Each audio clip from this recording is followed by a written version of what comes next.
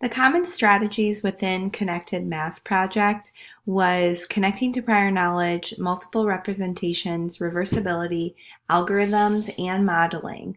Some were more prevalent than others in my specific unit and investigation. So I definitely saw the connecting to prior knowledge was pretty prevalent. So the curriculum as a whole provides teachers with this big ideas and how prior work can relate to what they're doing in that unit. And then each section or investigation begins with a getting ready activity. So one thing that I liked about the connecting to prior knowledge is it actually is more of a discussion based and then has the students develop what they see as their prior knowledge.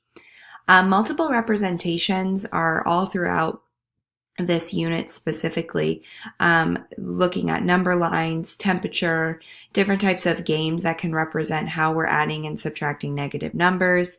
So CMP, as what's called for Connected Math Project, they believe that providing students with multiple representations can grow their conceptual and procedural knowledge.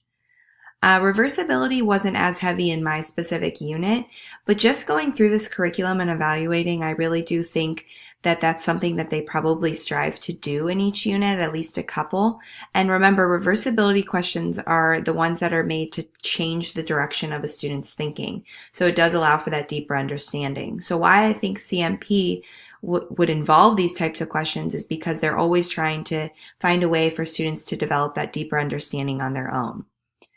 Algorithms is not really the foundation of CMP. The students are asked on occasion to use this method, but really they want the students to make connections with more modeling type questions. But we all know algorithms do come into play when learning certain contents. And then lastly, modeling. CMP integrates quantitative reasoning throughout the curriculum, and they strive to make every unit about mathematical modeling. So again, this is so that students can create their own connections and develop that deeper understanding.